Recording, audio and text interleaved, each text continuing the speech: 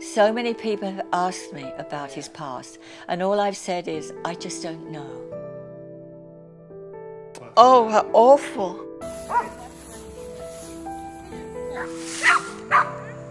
In the background, that's another one. I had no idea it was as bad as this.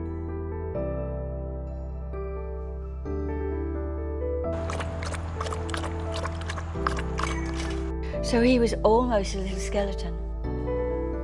How terrible. I'm Doreen Dykes, and this is the very first time I've taken on a companion animal on my own.